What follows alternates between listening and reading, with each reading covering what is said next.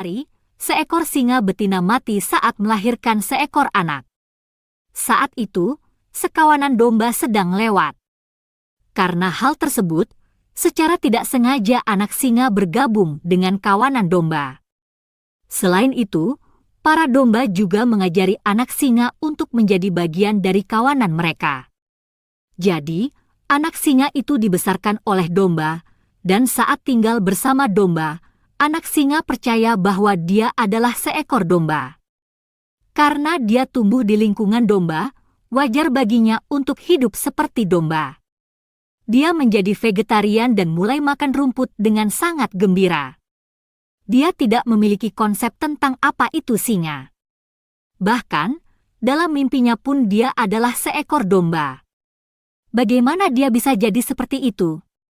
Ya karena di sekelilingnya hanya domba. Dia tidak pernah mengaum seperti singa. Dan juga dia tidak pernah berjalan sendirian seperti singa. Seiring berlalunya waktu, anak singa itu mulai tumbuh dewasa. Dia menjadi singa muda yang tampan. Domba menjadi terbiasa dengannya. Begitupun sebaliknya, dia pun menjadi terbiasa dengan domba. Suatu hari, ada singa tua menyerang kawanan mereka. Ketika singa tua melihat singa muda ini di antara kerumunan domba, dia tidak dapat mempercayai matanya. Dia belum pernah melihat hal seperti itu. Dia heran melihat singa muda merumput di antara domba. Domba-domba juga tidak takut pada singa muda itu, dan mereka juga tidak menyadari bahwa singa muda itu ada di antara mereka.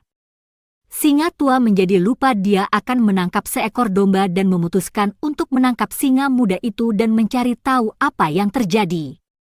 Singa tua menyerang kawanan domba untuk menangkap singa muda. Melihat semua domba mulai berlarian, singa muda pun ikut kabur untuk menyelamatkan diri. Meskipun sulit untuk mendapatkan singa muda, tetapi entah bagaimana, singa tua itu akhirnya berhasil juga menangkap singa muda tersebut. Lalu, singa tua itu berkata kepadanya, "Hei idiot, kenapa kamu melarikan diri dariku?" Singa muda itu menangis dan menjawab, "Tolong tinggalkan aku.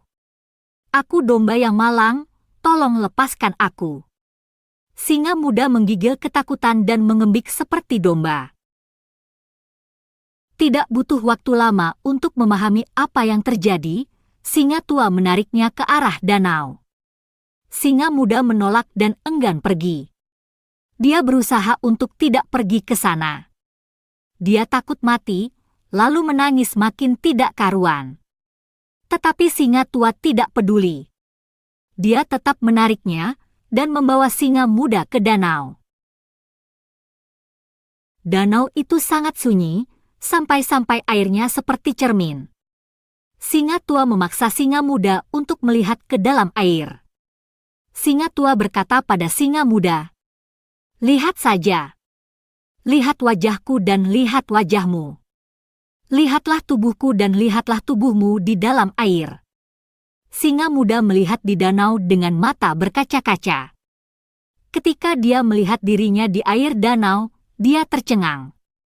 Untuk pertama kalinya dia melihat bahwa dia tidak seperti domba, tetapi terlihat seperti singa. Dia mengerti bahwa pada kenyataannya dia bukanlah seekor domba tetapi seekor singa dan dalam sedetik terdengar auman yang sangat keras. Mendengar aumannya, seluruh hutan bergetar. Domba menghilang. Dia adalah makhluk yang sama sekali berbeda sekarang.